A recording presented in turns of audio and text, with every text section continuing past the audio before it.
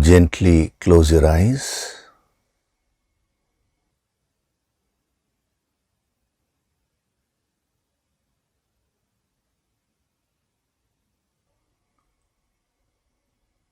Do deep breathing.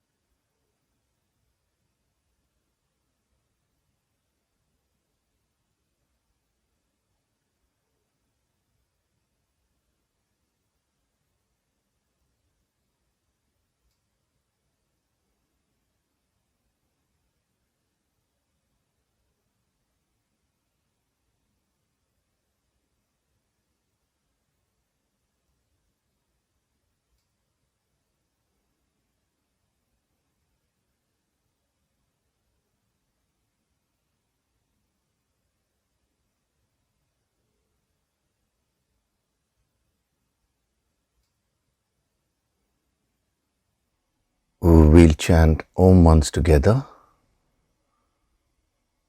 Synchronize the chanting of Om with your exhalation. Breathe in.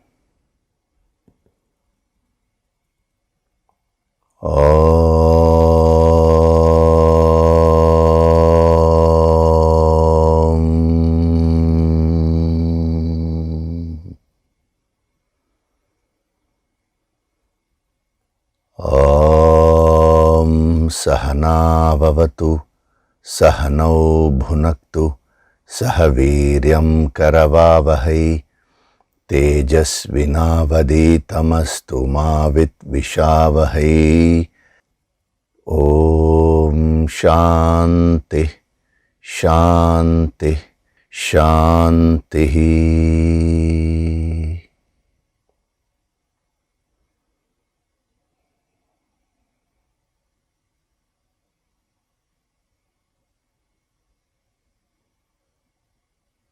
Gently open your eyes.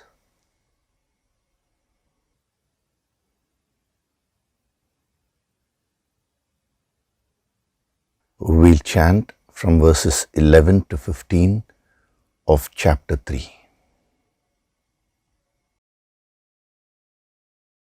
Devan bhavayatanena, Devan bhavayatanena, te deva bhavayantu vaha, te deva bhavayantu vaha, parasparam bhavayantaha, parasparam bhavayantaha, Shreyah paramavapsyatha, Shreyah paramavapsyatha, Ishtan bhogan hi vo devaha, Ishtan bhogan hi vo devaha, Dasyante yajna bhavitaha, Dasyante yajna bhavitaha, Taidattana pradayaibhyaha,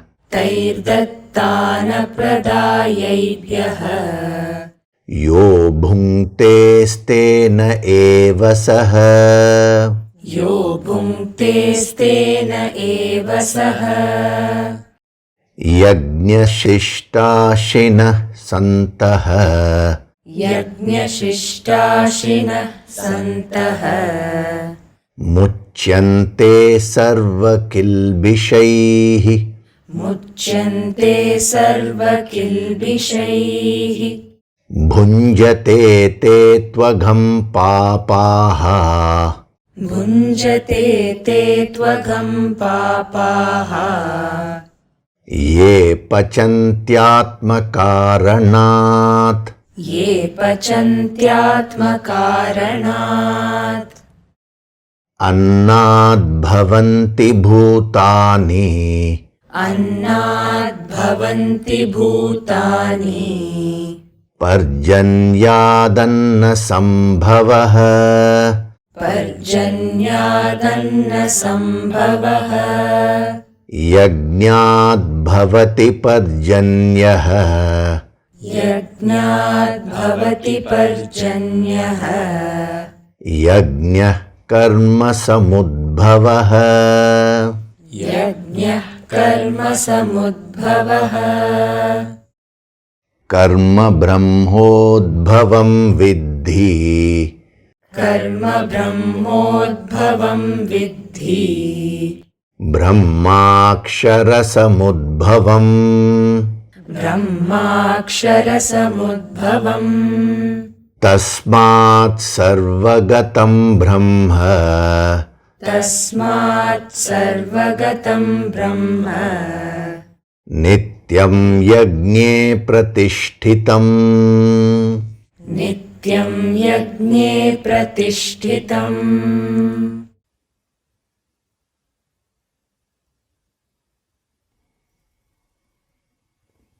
Hari Om, and a very good day to all of you.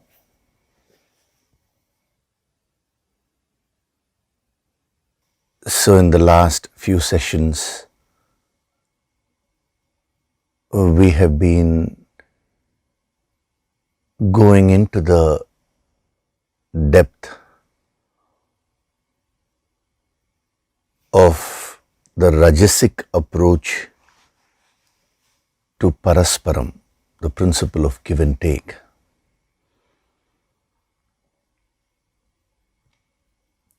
So as I have mentioned to you earlier, there is no point in going deep into the negative principles per se.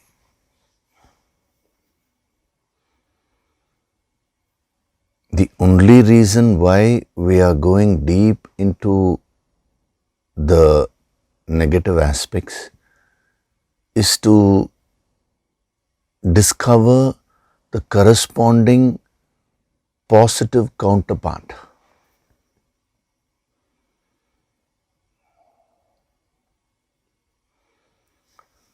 When you go deep into the negative aspect, it could be anything. Here it is the Rajasic aspect, earlier it was Tamas, whatever it is. When you go deep into it and then you leave it at that, what is the use of that? Nothing. Rather, that will create a kind of a fear. It will create negative emotions like fear, anger, frustration, guilt. That is, those emotions which come when you know a problem but you don't know what to do about it. So that is not our approach at all. In the yogic approach, we go deep into the problem. That is, we deeply analyze the problem. But our focus is on finding that positive counterpart. That is the solution.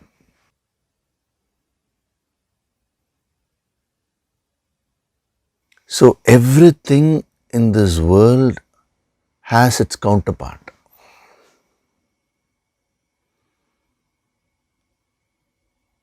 Actually, the entire world is nothing but pairs of opposites only. Dvandvaha means two things, opposites. Everything else actually will fit in somewhere in between, different shades of the negative and the positive. So this is a very big difference between a person who merely dwells on the issues and a yogi who no doubt goes deep into the issue, but he finds a solution. Essentially, when you see a problem and you understand it in a deep way and you don't have a solution for it, then you will become a pessimist.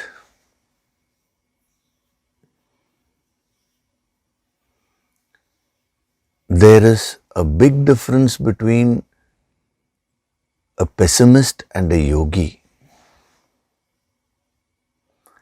A pessimist merely philosophizes intellectually in a bookish way,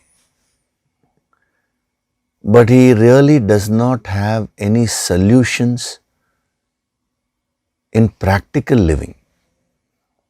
He will not know how to control the mind.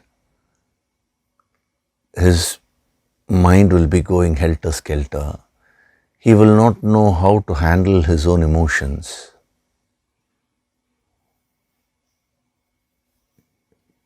So just because you identify a problem, it doesn't mean you're a pessimist. When you identify a problem, when you go deep into it, when you thoroughly understand it, and then you don't have a solution, what will happen? You will get very frustrated. You will get angry.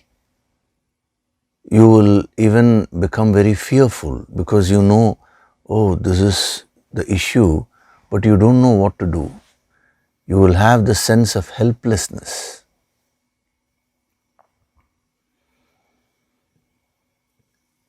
The yogic approach is not that. The yogic approach is when you go deep into the problem. The first half coincides. A yogi also will identify the issues. He will go deep into those issues. He will understand them thoroughly. He will understand the issues with greater clarity than a pessimist. Why? Because his mind will not be clouded. He'll be completely open-minded. If something is wrong with his attitude, he will see it and he will readily accept it. A pessimist will not be able to accept it. See, a pessimist understands what the problem is, but he will refuse to accept it. He will try to run away from it. He will cover up his issues because he will be afraid to face it.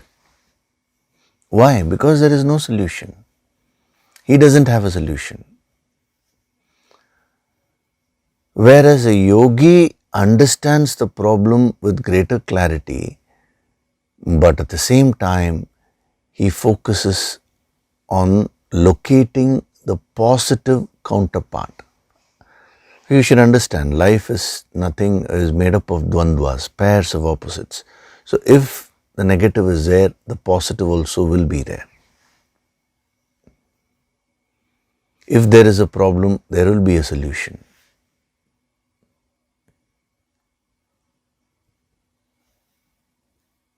Einstein said, every problem has a solution and the solution lies within the problem.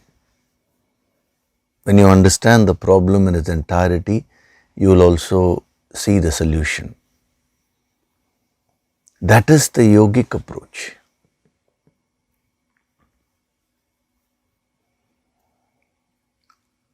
So don't use these things to create further negative emotions within you.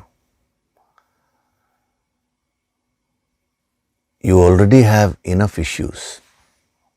Now you will add to that list if you are not careful. So that is why what the yogis say is right from beginning, you should take this as a game. That is the game of self-development and self-mastery. The moment you take it as a game, now it will become very exciting for you. If you take a video game, now the video game will have various challenges, levels. Each level will pose greater challenges. So a person who is playing that video game will not get bogged down by those challenges. He will have a lot of excitement. He will want to overcome those challenges.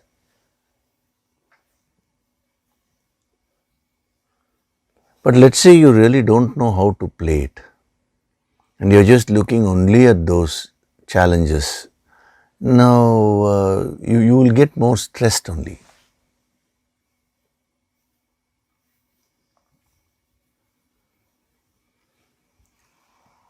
So week after week, last few weeks we've been doing Rajas. Before that it was Tamas.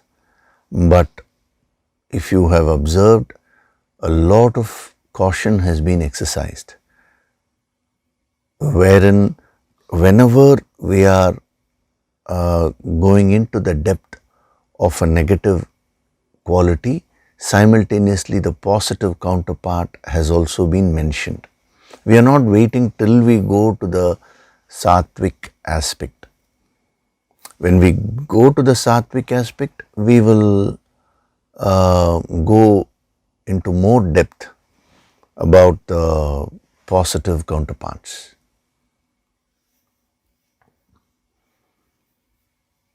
But as you are analyzing the problem, there will be various stages.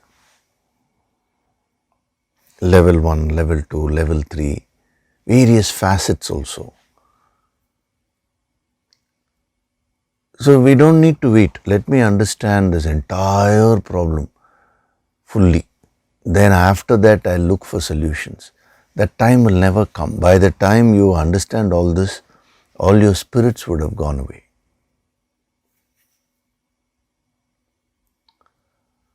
So even when a master is a little direct with a student, it may look as if the master is harsh, but actually no master is harsh. What happens is, when you are not conforming to the truths of life, which means something is wrong with your bhavana, then when the master says that this is what is wrong, this is the truth, you need to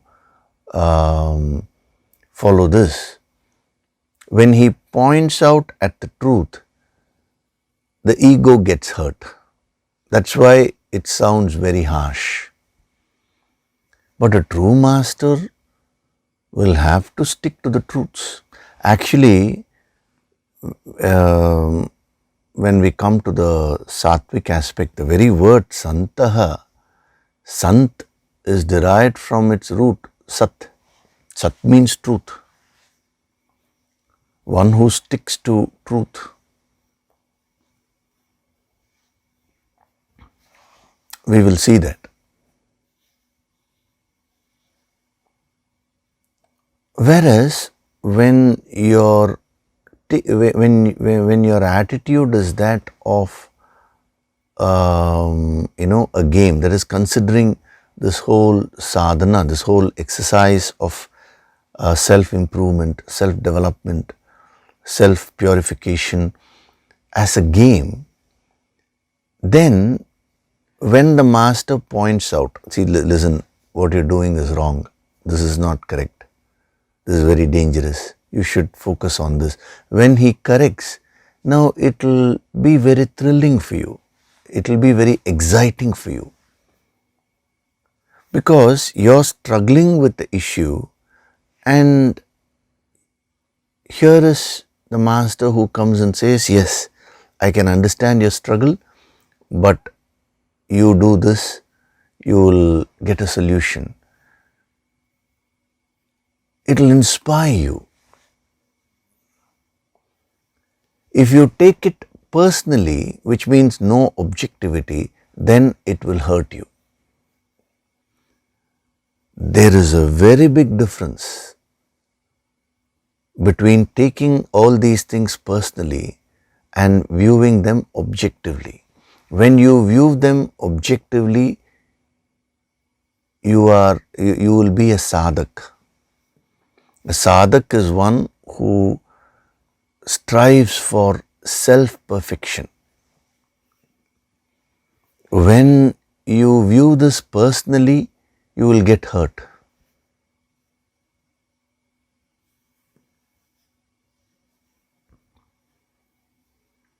Like one person, he asked me, he said, sir, if you take a text like Bhajagovindam, which Adi Shankara gave, in that he says Mudhamate.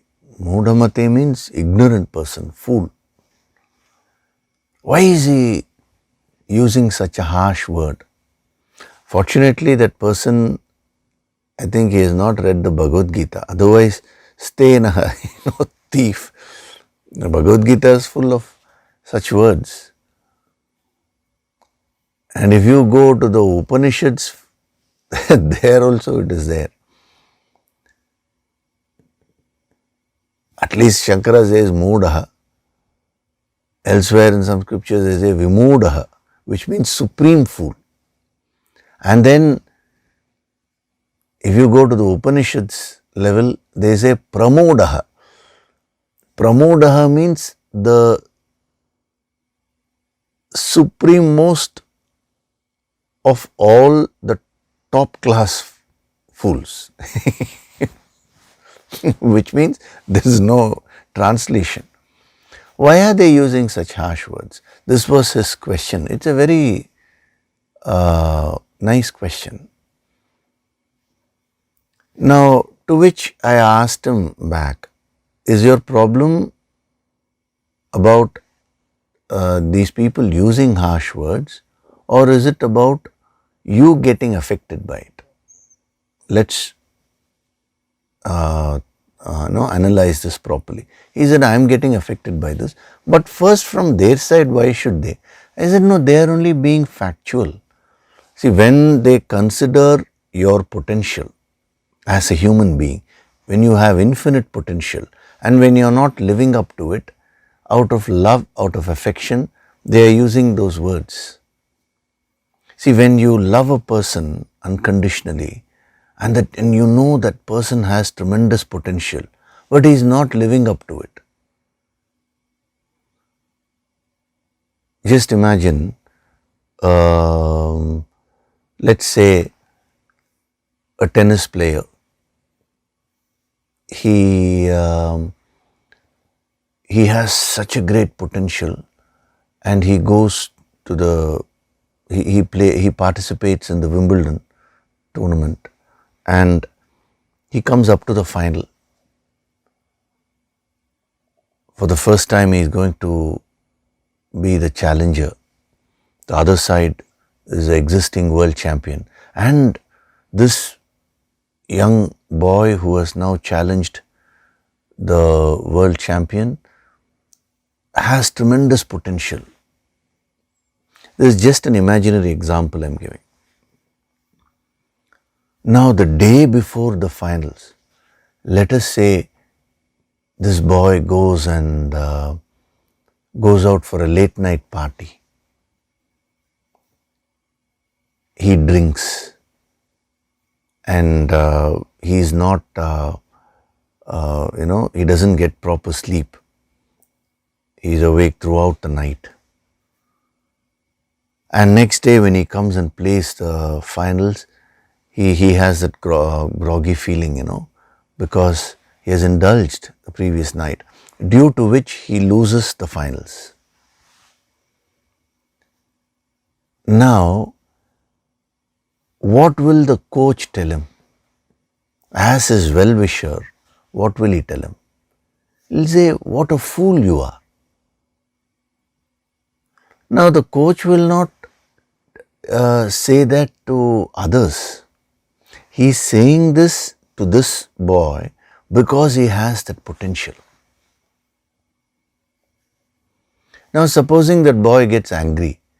He says, how dare you call me a fool? From now onwards I will not talk to you. Now who is the loser? It is the boy who loses. So when you take it personally, this will affect you. You means the ego in you gets affected. When you view it objectively, then this will start inspiring you. When the coach corrects the boy and he says, what a fool you are, you shouldn't have done this. Now if he is a true student, he will immediately thank the coach. He will say, next time I will ensure this doesn't happen. That is the spirit of a sadhak. So you should develop that spirit of a sadhak.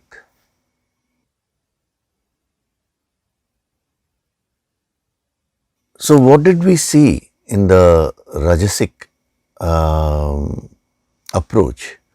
Last week I had just summarized. The number one, the bhavana is impure. Number two, a Rajasic person becomes selfish after a while. He does give and take, but his emphasis is on taking. So he'll become very calculative. In every little thing, the self-interest will be more prominent. And one more very important thing is how the ego manifests. So the ego manifests in two ways, kartritva bhavana and bhoktritva bhavana. Kartritva bhavana means I am the doer. Bhoktritva bhavana means I am the enjoyer. So the same ego in a tamasic person, it manifests as I alone exist. For a tamasic person, it is complete self-centeredness. I, me, myself. He is not bothered about anyone else. A Rajasic person does include others' interests also, but the I am the doer attitude and I am the enjoyer attitude starts manifesting. The ego tries to force itself through these attitudes. So when the I am the doer attitude, kartritva bhavana is prominent, then that person's person's attitude becomes Rajasic. He will start showing off.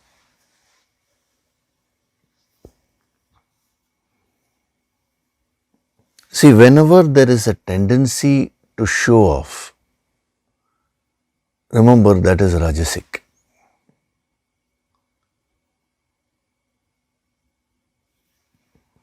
A sattvic person will never show off. Others will discover his talents in due course of time. His very attitude, emotions, thought process, action, speech, everything will convey a message over a period of time. Others will naturally recognize his greatness. Whereas a Rajasic person tries to show off that he is great. Now you may ask me, sir, what is wrong? If I have something, what is wrong in showing off? Actually, if you think about it, you will show off only if you don't have something.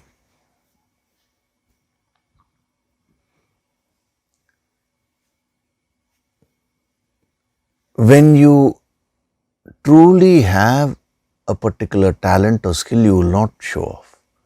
It will express itself in the right context.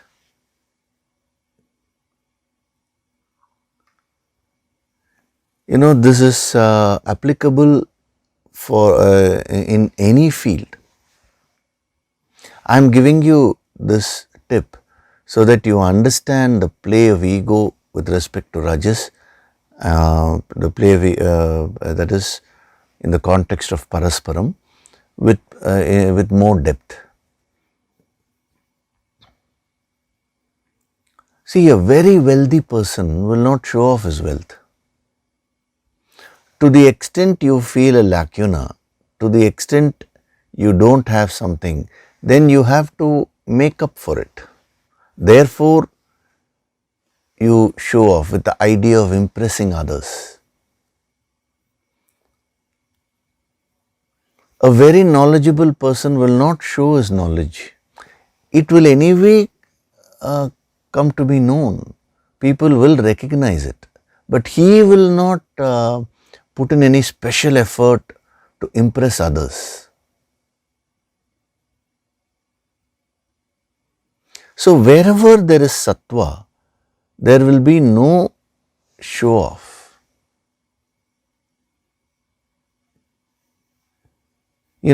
People do so much of marketing. There is really nothing wrong with marketing as long as the truth is highlighted. What is there is enhanced so that it reaches people quickly. Then that is okay. That is what is true marketing. But today what's happening, even in the spiritual, in spirituality, what is happening is that people are mainly focusing on marketing. That is because of because the true essence, the real quality is missing. So all these have to be used, these techniques have to be used to create something which is actually not there. See, a sattvic person will be very simple, and in his simplicity lies the truth. His simplicity is his greatness. His humility and simplicity, that is his greatness. And that will get marketed. It is only a question of time. So, false marketing is very dangerous. See, the moment you try to show off in order to impress someone, what will happen is, it could be anything. It could be your wealth, it could be in terms of knowledge, it could be in terms of some skills. Now, a kind of an inner pressure will build in, because you have to maintain it, and you really don't have that stuff to maintain it. So, the inner turmoil will start, the stress factor will start.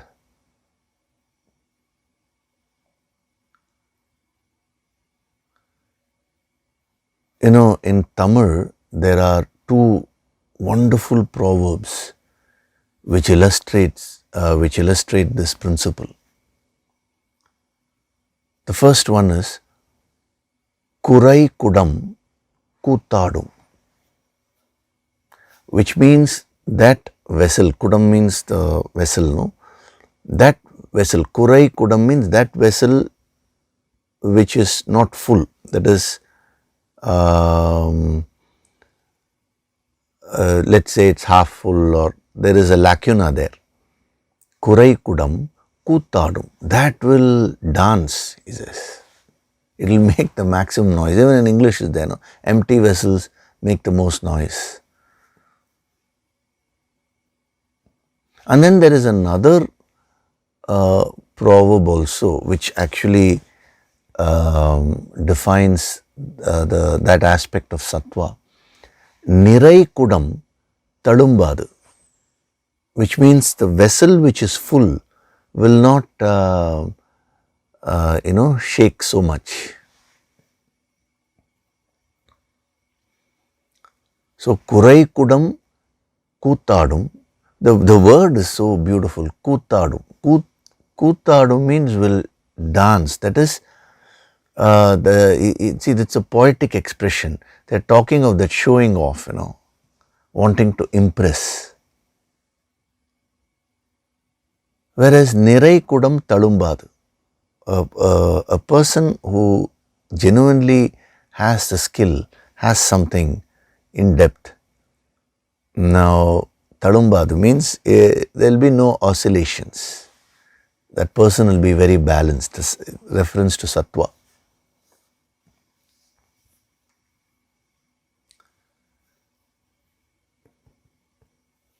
So just imagine, supposing you buy a new car. Now immediately you take that car and you go for a round to all your, you visit all your friends, your relatives, just to show, I have bought a new car, I have bought a new car. What does that mean? It means you are not at that level. A very rich person who can afford these things easily, now for him, he's not going to make a big show. Anyway, people will come to know. So what is there to show off? Same thing with knowledge. When it is half-baked knowledge, you will try to give advice voluntarily. There are people, many people do this. They are ready to give advice. You just have to tell a little bit of your issue. Before you even complete, they are ready. They will pounce on you and they'll say, do this, do that. They'll give so much of advice. It means it is half-baked knowledge. A true master will never give advice. Rather, he will not give advice. The students will take advice from him. Advice is always taken, not given. See, what about the Bhagavad Gita? Arjuna is taking advice from Krishna. Otherwise, Krishna was just quiet. If Arjuna hadn't put that effort, now Krishna wouldn't have voluntarily gone and said, now do this, do that. There is no meaning in that. There will be no value. Anyway, that person will not listen.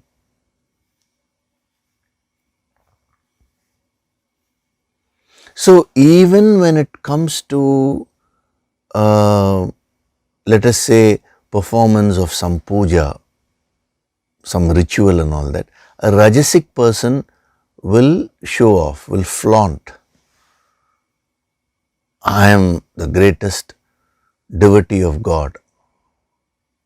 So he will do it with that I am the doer attitude, Whereas a sattvic person's devotion to God is so deep, is so silent that you will miss it. It is only a person who has that kind of depth who can understand, who can feel it.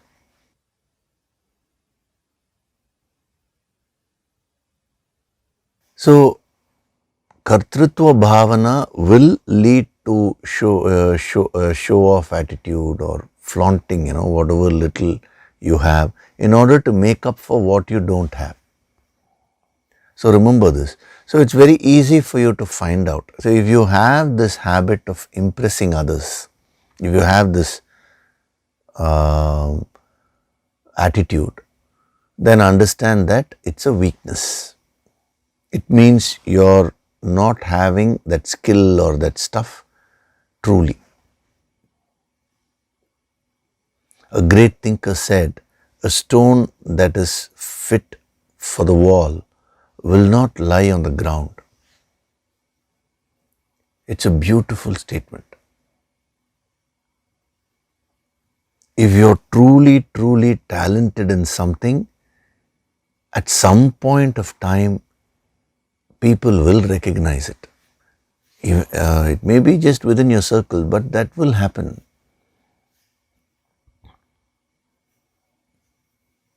So that is kartrutva bhavana. Similarly, bhoktritva bhavana. I am the enjoyer.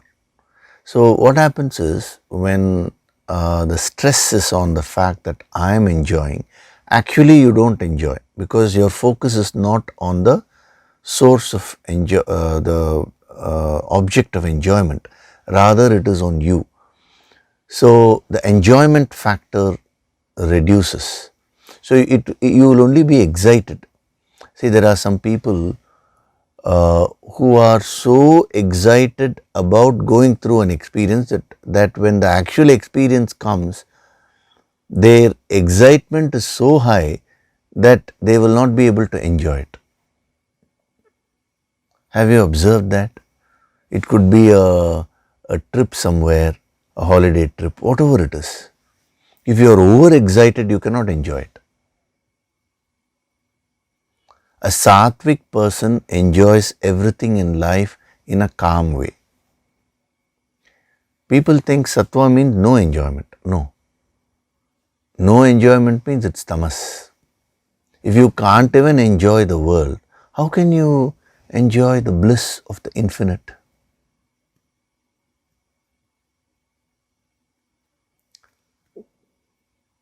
We are talking about the mental level of calmness. So you can take it up as a homework and see how much of this kartrutva bhavana is manifesting in different aspects of your life. Wherever you are trying to show off, it means the kartrutva is strong.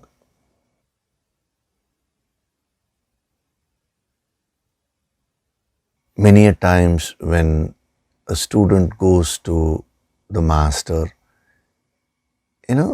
if the student tries to show off, the student will say, I have been doing the sadhana regularly, not in a factual way. See, if the student says it factually, sir, I have been doing the sadhana regularly, there is nothing wrong. But in order to impress, if the student says, then the master will not give advice.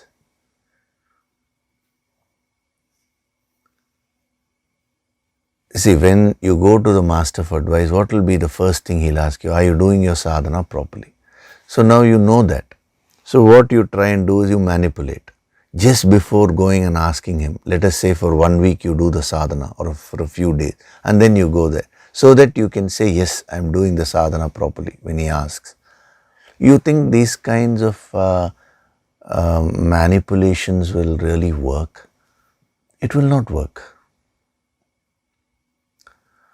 A student who has true devotion will stand threadbare. He will not be concerned about getting exposed to the master because he has implicit trust in the intentions of the master.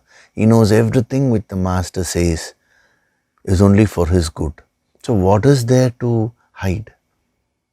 Anyway, if the master wants, he will be able to see through. If he cannot, then he is not a true master. No? Whether a master does it or not is a different question. Master will not waste his time. He will only help those people who want to help themselves truly. And whenever you are trying to hide, it means you are truly not wanting a change. So showing off, the tendency to flaunt, is nothing but a weakness. You do that to make up for what you don't have. Remember this. Similarly, bhoktritva. When you are enjoying various things in life, if you see that you are getting overexcited about it, do some deep breathing and release that overexcitement part. And then enjoy. Anyway, the world is meant for you to enjoy. Whatever you have acquired through your honest efforts are meant for you to enjoy. What is there to get overexcited about it?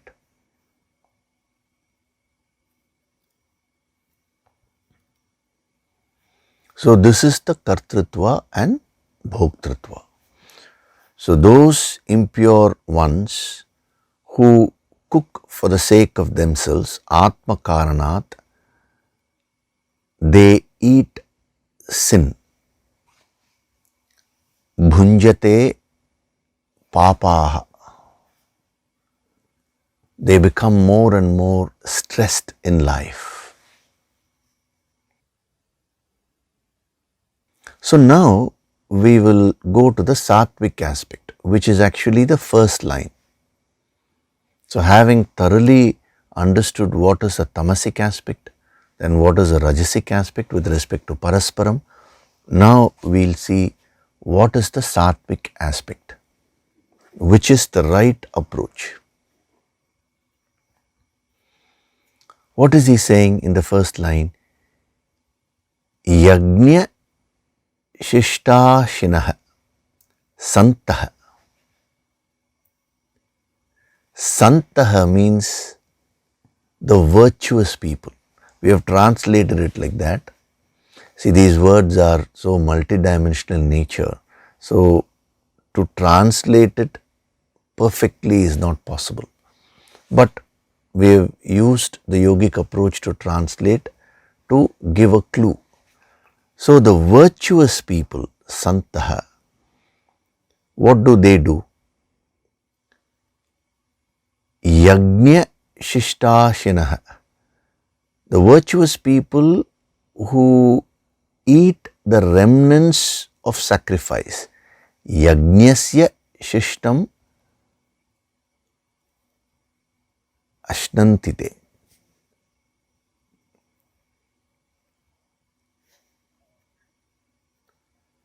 Means whatever is remaining, they eat that. Those virtuous people, what happens to them? Muchyante sarvakil bishaihi. Muchyante means completely freed. They are freed from all faults. Sarvaihi kilbishaihi, sarva kilbishaihi. And when you are cleansed of all the faults, what happens? You become divine, you become the infinite. So, when your sattvic element keeps on increasing, it starts causing tremendous self-purification. Muchyante sarvakil bishaihi means self-purification happens. And when 100% self-purification happens, you become a sthita prajna, an enlightened person, a person who has this wisdom in the truest sense of the term. That phrase, sarva kilbishaihi, is so powerful. Muchyante sarva kilbishaihi. Every part of this line is like a gold mine, you know.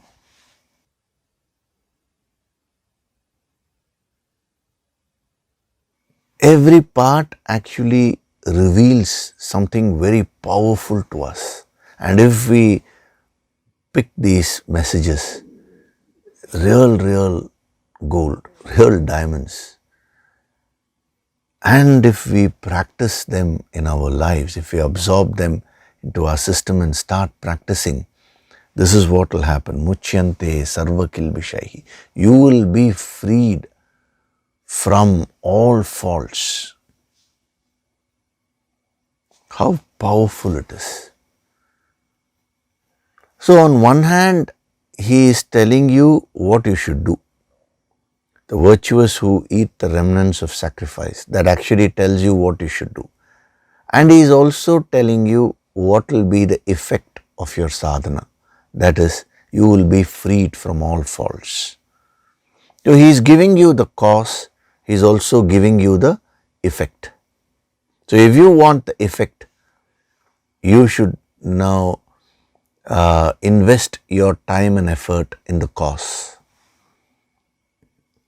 No one is stopping you from doing these things. No one is stopping you from doing your sadhana regularly. It is you yourself who puts blocks in your path.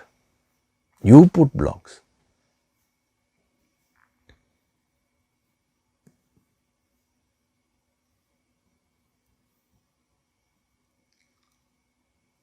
See, what is very interesting is he is not qualifying sattva by birth or by religion or by caste or by creed, all these things. He is not saying if you are born in this family, then you moksha is assured, you will be freed from all faults. He is not saying all that. If you belong to this particular religion, now you will attain the infinite. No. He says whoever it is. It does not matter where you are, which part of the world you are in, what is your profession. All these things do not matter. If you practice this, yajna shishtashinah, we'll be going into the depth of it. I am first translating that, which means eating the remnants of sacrifice. What exactly it means, we'll see. Whoever it is who does this, that person is a saint. Santah. Sant means a divine person. See, there is a very powerful message there. Sainthood should not be conferred by someone. There is no meaning in that. It is not a title. Sant actually does not exactly mean, is not equivalent of the English word saint, but we can say there are a lot of similarities. How we say a saint and the sant. That's why I am just liberally using the word saint. So the spirituality cannot be conferred like how you give a title to someone. No? That is an all meaningless in the yogic path. Spirituality is nothing but blooming from within, becoming divine from within. How? By doing the sadhana, which means anyone who does the sadhana properly, who follows these principles, now that person is divine, is a yogi.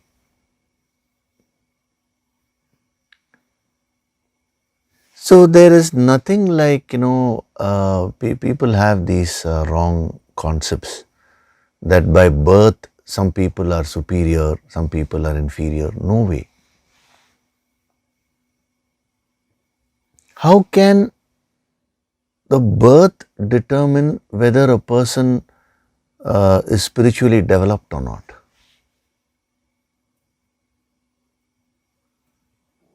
It is only through your gunas, qualities, it is only through your actions, karmas, that you can become spiritual. Not by birth. That is the very basis of varnashrama. Varnashrama, the Brahmin, Kshatriya, Vaishya, Shudra, it is not determined by birth. When we come to the 4th chapter, we will see that. Where he will be saying, Chatur Varnyam Mahasrishtam, means I created the 4 Varnas. Based on what? He says guna and karma.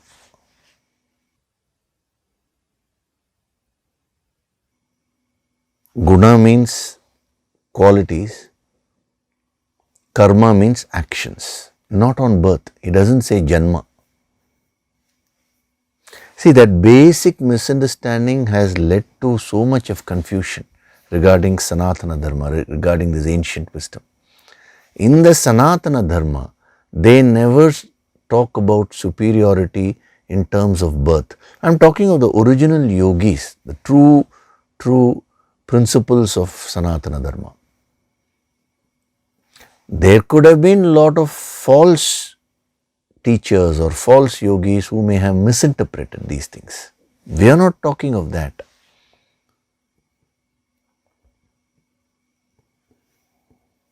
So this is a classic example. Actually, most of these verses will carry the same tone. Even later on when he talks about a sannyasi, he doesn't talk about the dress which you need to wear. There is no dress code and all that. He only talks of the inner quality. If you have this quality, then you are a sannyasi, he says.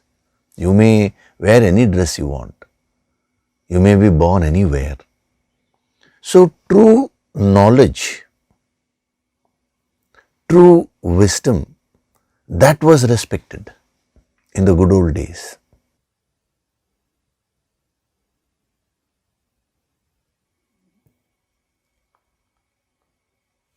Sage Valmiki, now he was respected. Why? He was a highway robber initially. His name was Ratnakar. But he did tapas and he became a great saint, a great sage. So everybody bowed down to him. They respected that wisdom, they respected that tapas.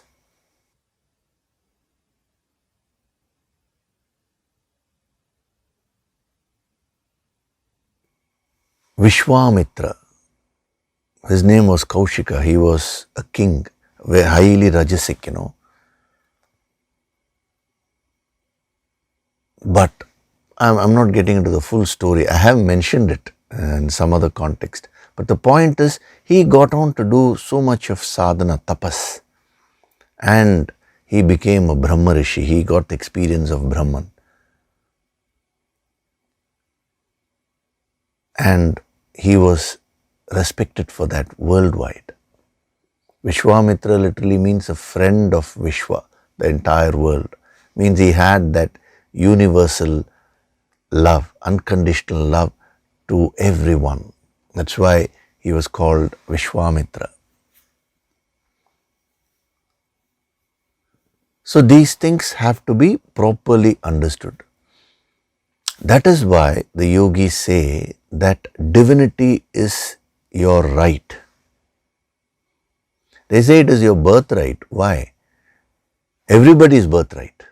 The moment you are born as a human being, you are capable of doing sadhana, and anyone who does sadhana will become divine.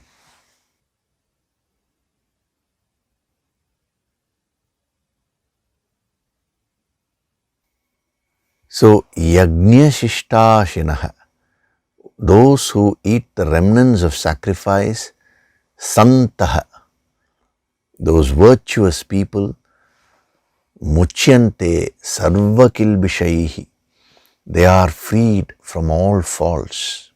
So just by reading the translation, that itself actually causes a good amount of purification. Simply just say, muchyante sarva kilbishaihi, freed from all faults. You say it with that bhavana, feel it, and you literally, you will feel all your faults will start going away from you. Just when you say santah, sant means that virtue, those virtuous sattvic people, the real saints. When you say that, that inspires you. See, it is a question of identification. When you start admiring someone, then you will start becoming like that person. Haven't you seen people who follow celebrities? Like, let us say an actor. Now he has a huge fan following. All the fans, what do? If the actor has one particular hairstyle in one movie, then all of them now have the same hairstyle. Actually, fan is nothing but an abbreviation for fanatic. It means no thinking. Why should you imitate others? Why can't you be yourself? That is a weakness. But what is interesting is this part, that is when you start admiring someone, you will start imitating that person. Whatever that person does, you will do. Like one boy, he used to admire an actor. I'm not giving the names, but he was a great fan. Now, what happened is that actor gave an interview. In that interview, he said a few good things. So when this boy was asked, so what did you learn from him? He said, from that actor, I learned that I have to respect my parents, because that actor is supposed to have said in an interview that you all should respect your parents. Now it is very interesting, even though from the actor's point of view, actually he has given the right message. He has tried, his attempt to guide people in the right direction should be appreciated. But from this boy's point of view, even though he is telling the message, but the base is wrong. Do you require some actor to come and tell you that you have to respect your parents? That you have to love your parents? So even though the boy is telling or is talking about a higher value of life, he has not really absorbed it properly, because he is dependent on an actor to come and tell him that he has to respect the parents. In other words, if the actor had told him don't respect, he would have said I can't respect, because he has said. There is no personal thinking, original thinking. So when you admire some quality in someone, you will start absorbing that energy.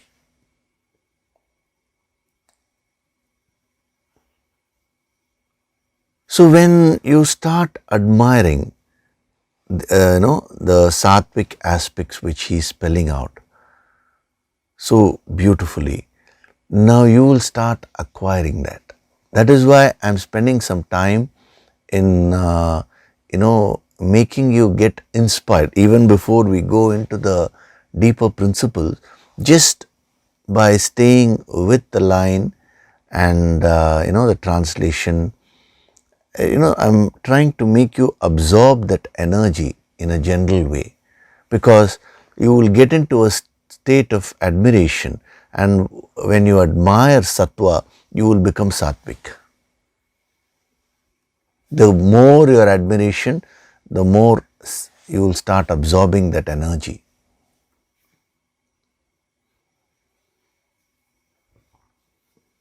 So you can do that. You can take it up as another homework, where you read since we are doing this verse, I am pointing that out. You can read this verse a few times with the bhavana. That is the first line. Yajna sishtashinah santaha. So the moment you say santaha, sant, the person who is attuned to the truth, those virtuous people, the sattvic people, now that will give you so much of energy, inspiration. And then muchyante sarvakil bishaihi, they are freed from all faults. The more you get inspired with this, you will start living it. Initially it may be an imitation, it does not matter. After a while it will become real for you. Ultimately, the message of the yogis is that the whole world is a projection of your thoughts only. It is an illusion. So that being the case, why not use that to create something which is very positive for yourself?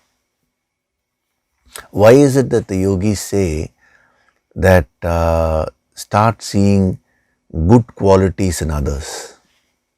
See, whenever you spot a negative quality, now what you should do is, you should learn from that negative quality in somebody else. Oh, let me not do that because it has terrible consequences. Whenever you see a positive quality, appreciate it. Bless that person. Oh, it is great that he or she has this. So wonderful. I pray for the welfare of that person. Now, when you start locating good qualities in others, and when you start appreciating that, you are actually attaching your energy to all the energy of all the good qualities.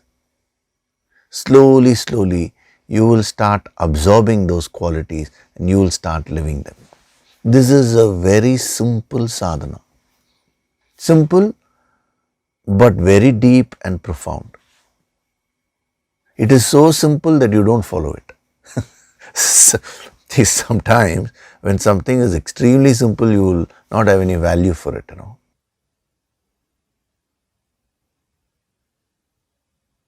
So it is said in the scriptures, always, talk and sing the glories of God. In the sadhana, yogic sadhana, bhajans, they have a very, they a very big role. The singing the glories of the infinite, singing the glories of God.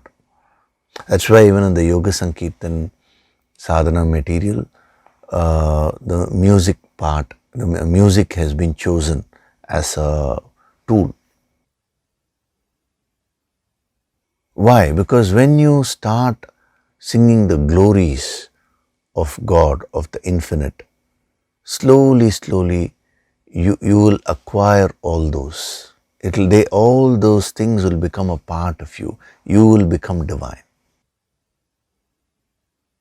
So even before we go into the depth of this line, this is a very simple tip which you can derive, you can start practicing.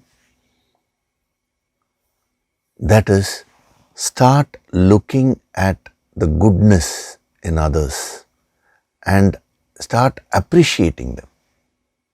Appreciate if somebody has a very good quality. And you should bless that person. That should be your bhavana.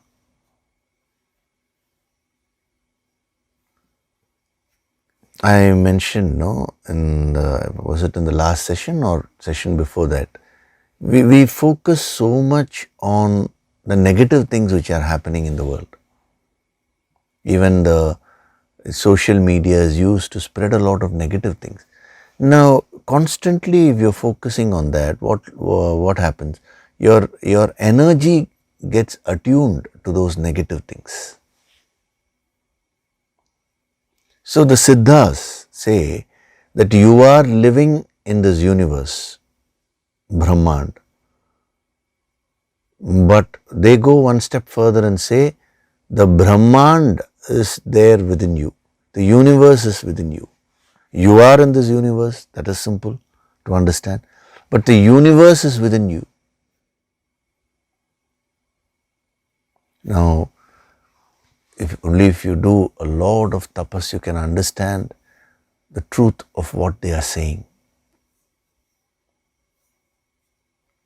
So when you start focusing on goodness, your energies get attuned to that, then you attract that part of the Brahmanda, the universe within you. You will also start experiencing that. If you focus on the negatives, you will attract the negative part of the universe within you. It's all a play of energy only. So whether you want to attract and get connected to the asuric world, the demonic world, or the divine world, now that is up to you. I'm only giving you one facet, one application of this statement when the Siddhas say that the universe is within you. Of course, that statement has so much of depth, and we're not getting into all that now, but just a small application. See, for example, gratitude. Whenever you're grateful, you get connected to the divine world. That energy, your energy gets connected. Whenever you're complaining, your energy gets converted to the negative loka. Loka means dimension. We can say dimension. Dimension is more apt. So if you want to become sattvic, this is a simple way. I'm mentioning this sadhana right at the beginning because when we go into the depth, every aspect will be so amazing, so inspiring. And if you apply this principle and start identifying with these aspects, when you start attuning your energy, when you to the energy of these sattvic aspects, then that will create a tremendous transformation within you. Your entire energy pattern will change.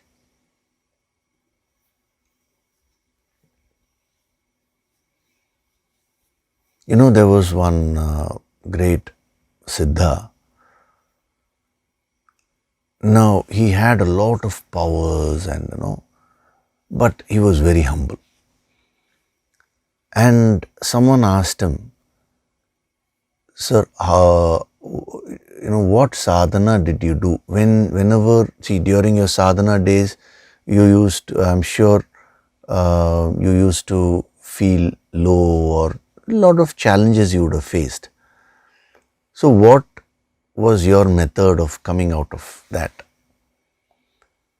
Now he gave an answer which was very interesting. He said, whenever I used to be down, whenever there was any problem, when the energies were all running haywire, all I used to do is just sit, close my eyes, get connected to the Guru Shakti, and I used to just think about my Guru.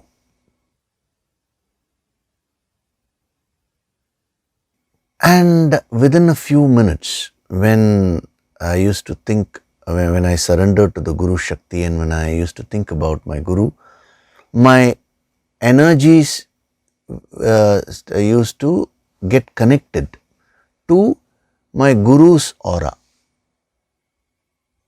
which was divine. So within a few minutes, whatever was going wrong within me, everything used to get set right.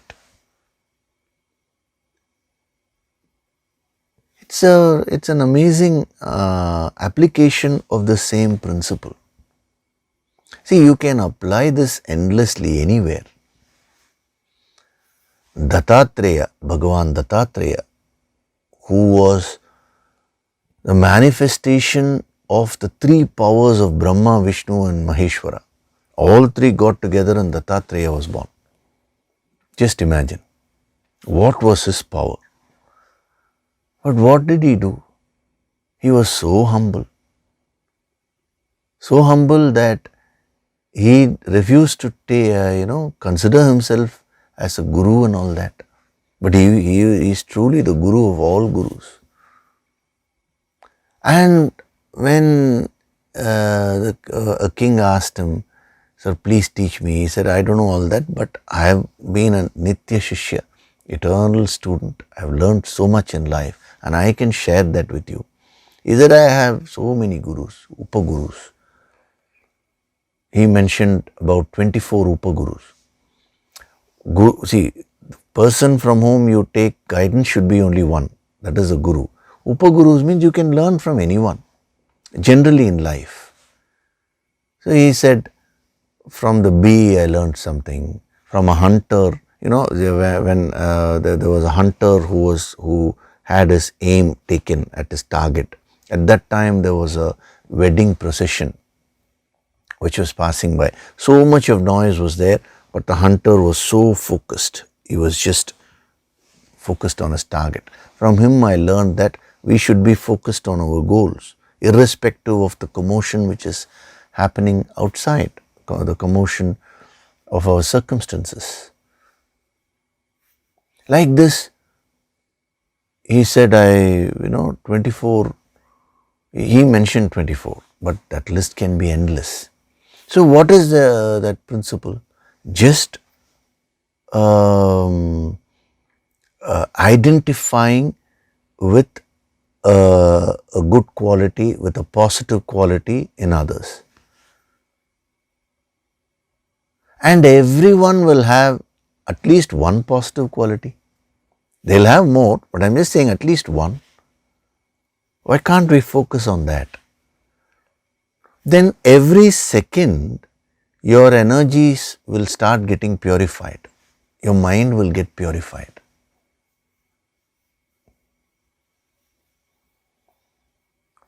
So you can take this up and start practicing this. So read this line a few times with the bhavana, especially these words santah, muchyante, sarva kilbishai, yajna sishtashinaha. We will see that because that is a little more technical. We have to go into the depth and understand the deeper messages there. But just start developing this habit. So you do this week, and in the next week we'll go into the depth of the sattvic aspects. So if you do this homework and come, then as these truths are being expounded, your energies will get connected with these truths. Then there can even be an instant transformation. The knowledge will get converted to wisdom very fast. It is all a question of where your energies are connected today. So will you do this sadhana, a simple homework which I am giving you, and will you come back next week more prepared? Then when we go into the depth, the same line will speak something so deep, will speak something so different to you. Okay? So we'll stop here. Before the Nididhyasana meditation, I will take up one question.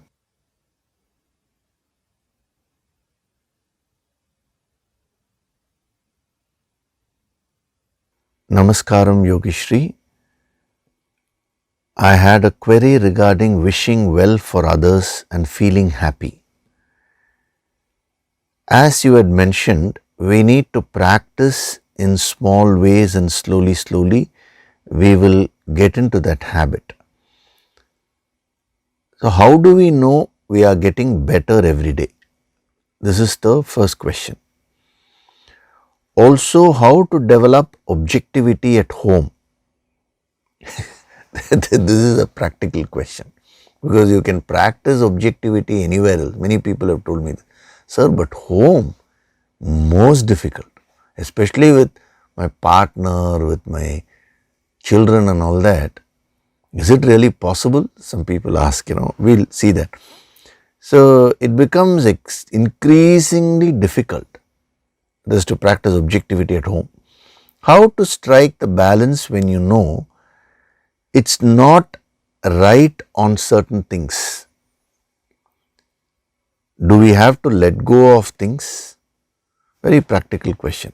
So thanks for all the guidance and all the things you do for us at the background to get the clarity. Your sincere sadhak.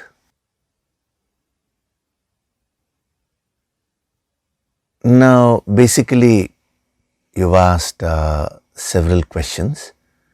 We'll take them up one by one. The first question is, how do we know whether we are progressing on a daily basis, you asked, especially with regard to this principle, that is wishing well for others and feeling happy. Now, it's very simple.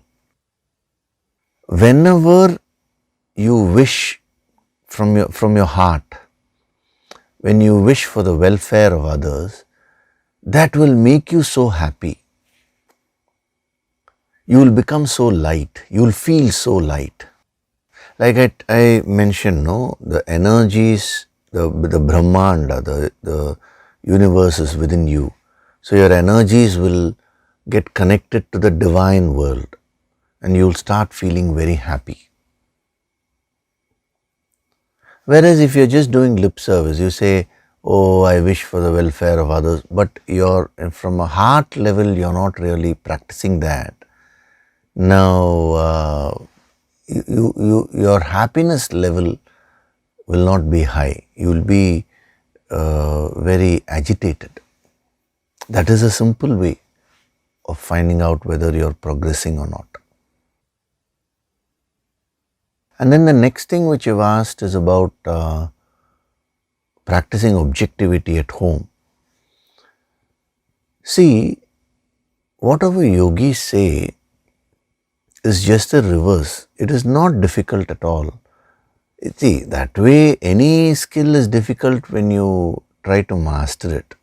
The initial stages, any art, any skill will be difficult only.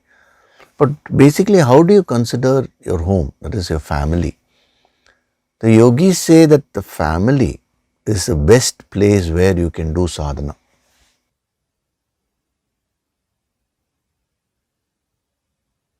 You know, the various ashramas are there, brahmacharya, then grihastha, vanaprastha, sannyasa.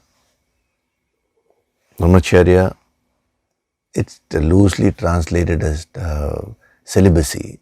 It's not merely that. It means you're withdrawing and you're learning the truths. Then grihastha, you're in the world, again loosely translated as a family person, having a family, but means engaged in the world. Then vanaprastha, slight detachment, and then sannyasa, complete mental detachment so that you can focus on the higher. Now, out of these four, the yogis say that the grihastha ashram is the key. Not that the other three are not important. All the stages are so important. But the grihastha ashram is the key because that is where you can really grow. So if you take your own home, it's a best practice ground for you to practice all this. So the way you are looking at your home and your family, that attitude should first change. Just imagine if you can successfully practice objectivity with respect to your partner, then you are a sthita prajna. Why, okay, jokes apart, why are they saying that? Because home is where you reside and the immediate family, that is, with those family members only you're going to spend a lot of time. So that's the best place where you can do sadhana. You can practice all these principles there.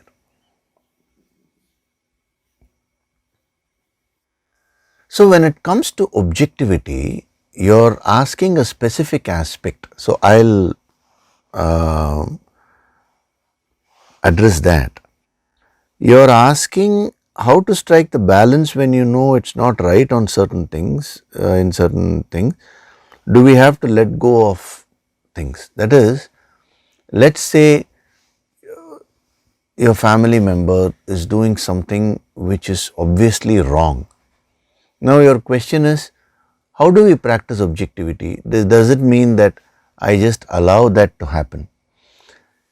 Now I will directly answer that. The rest of I'm not taking objectivity in general. The objectivity has a lot of facets. Since you are asking about the specific aspect of objectivity, we will take that up. You are confusing between action and attitude. Objectivity is a refinement in your attitude, the way you look at things. Whereas when you're asking, should I just allow things to happen, should I let go, you're meaning externally. That is, do I need to correct the situation or not? That is what you're asking. That is at the action level. First, you should separate these two. When the yogis talk about detachment, love, objectivity, all these things are with respect to your internal attitude. Because when you develop objectivity, even when someone is doing something wrong in your family, even if that other person is making a mistake, you will ensure one thing, that that will not affect your inner peace. And when your inner peace is maintained, that is when you will have that clarity, intellectual clarity to externally deal with the situation. So, should you let it go? No. Wherever correction is required, of course you should play a role to correct. Has Lord Krishna let go of Arjuna? He didn't do that. When the war happened, Krishna didn't simply let go, he didn't go away. No.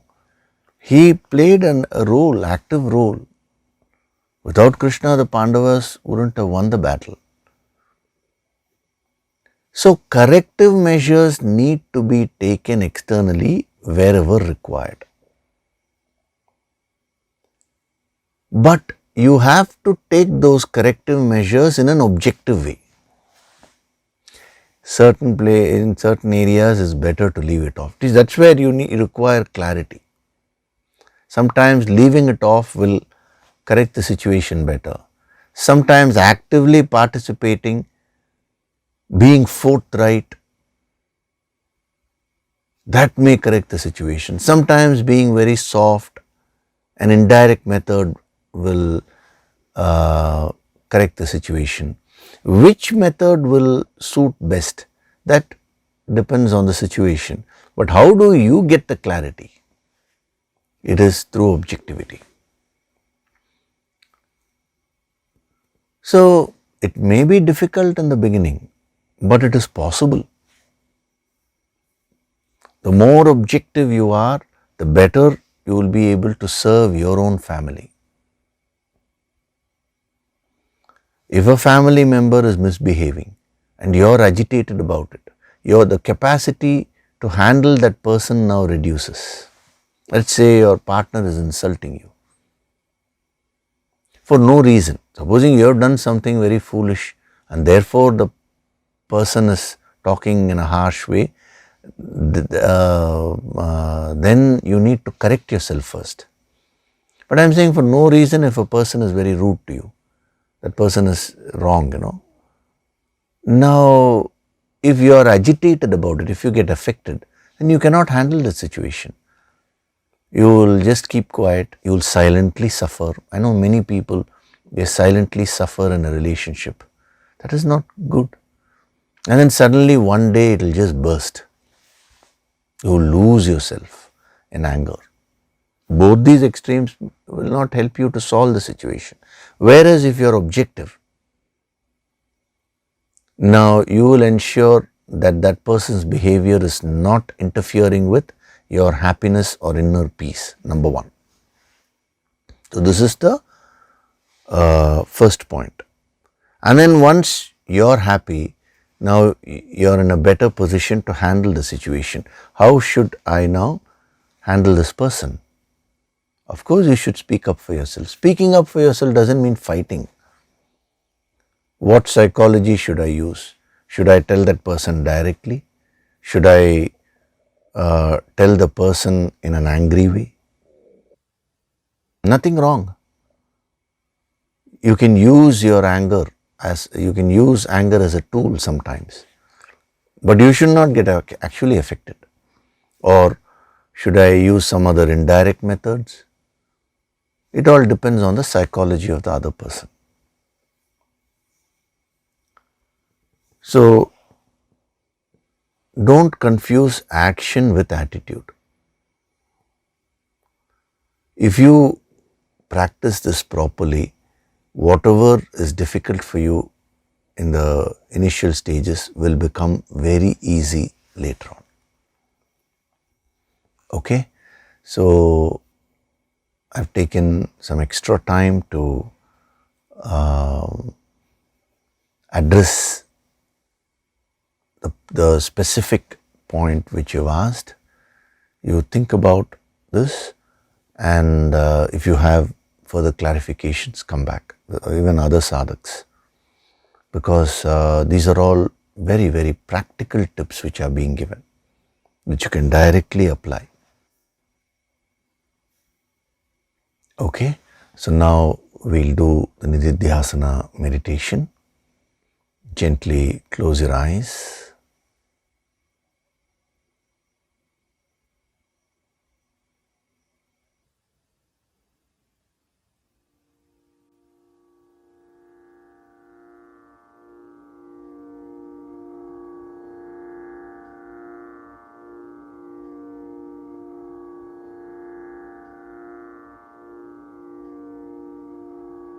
Do deep breathing.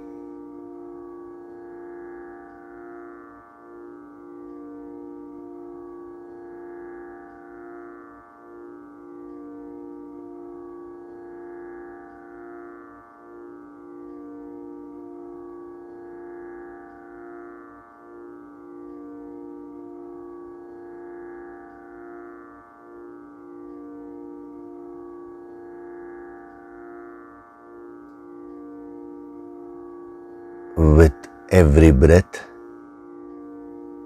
I am becoming more and more relaxed.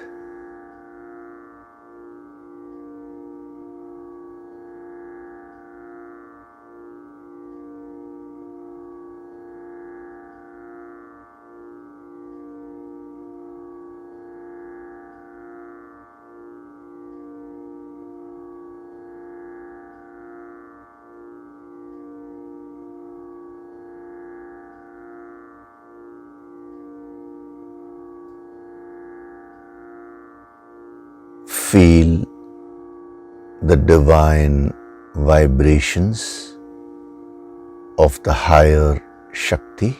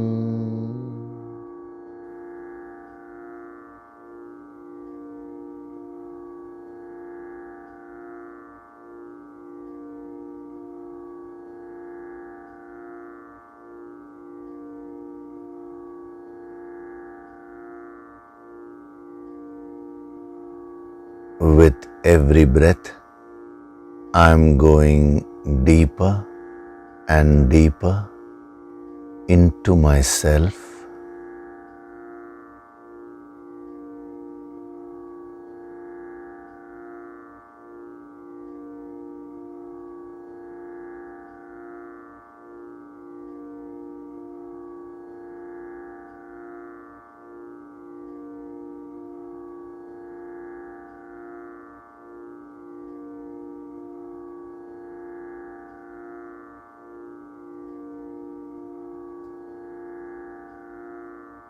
Beyond my physical body, beyond my pranas, beyond my emotions, beyond my thoughts,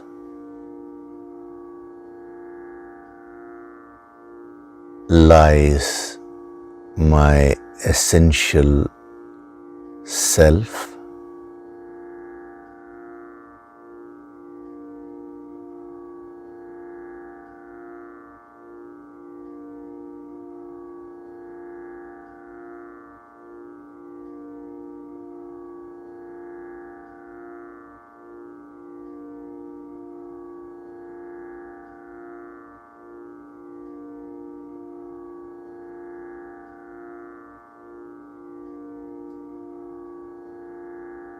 My higher self is infinite and divine.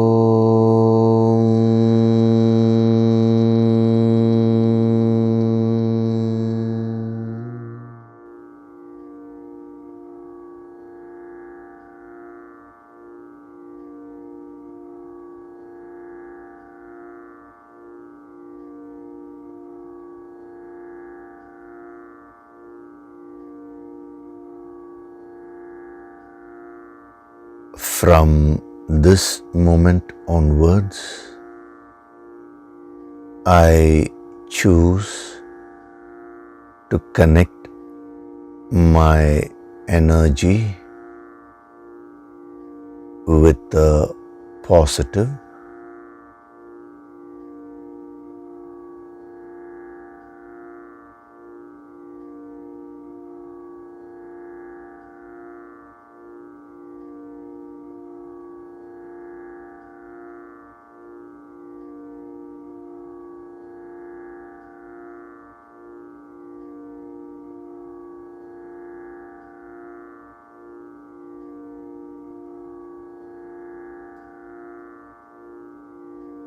I am Swayam Prakashit, self-illuminating.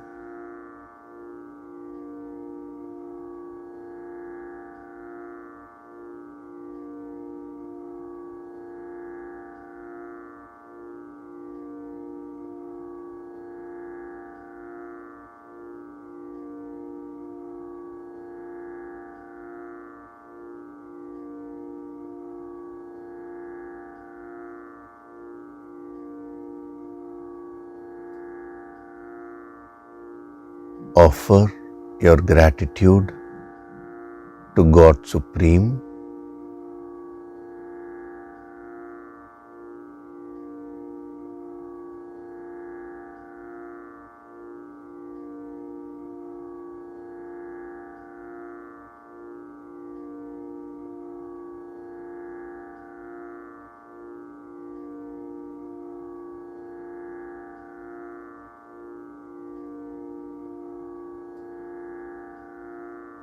Offer your gratitude to your Guru and all the holy masters.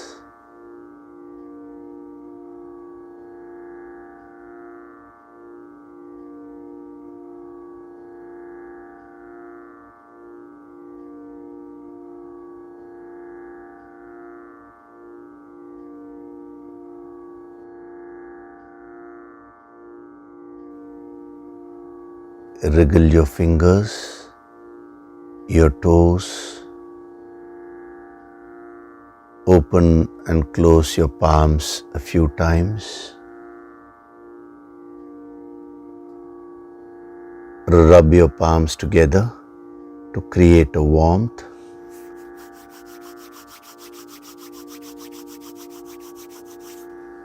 And cup your eyes with your palms.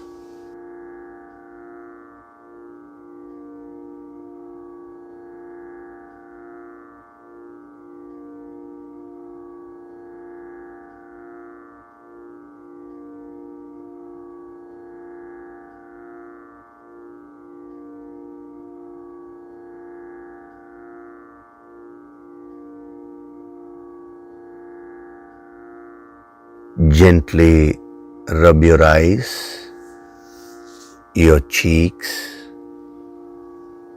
forehead, the top of your head,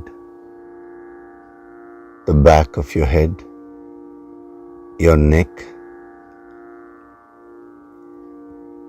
and slowly open your eyes.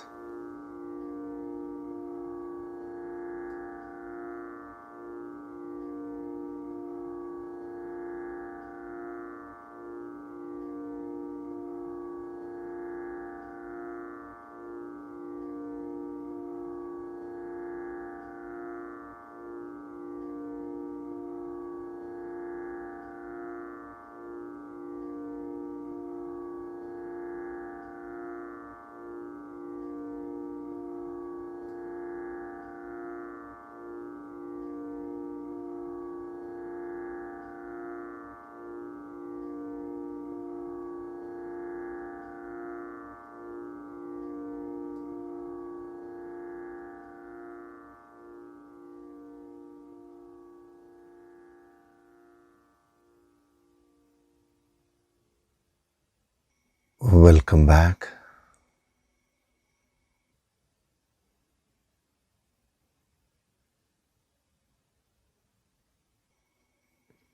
So we had a very inspirational session today. A start has been made. So in the coming weeks, we'll be going into more and more depth.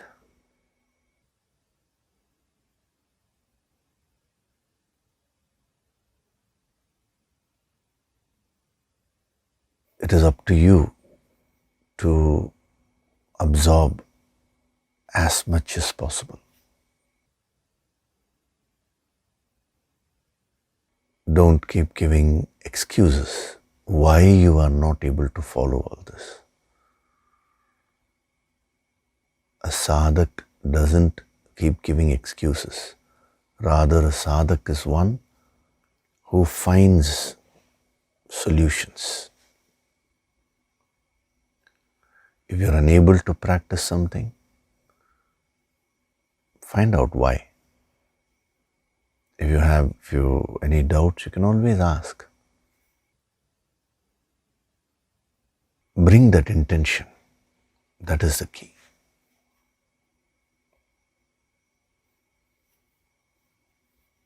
Okay? So I'll see you next week. Thank you very much. Hari Om.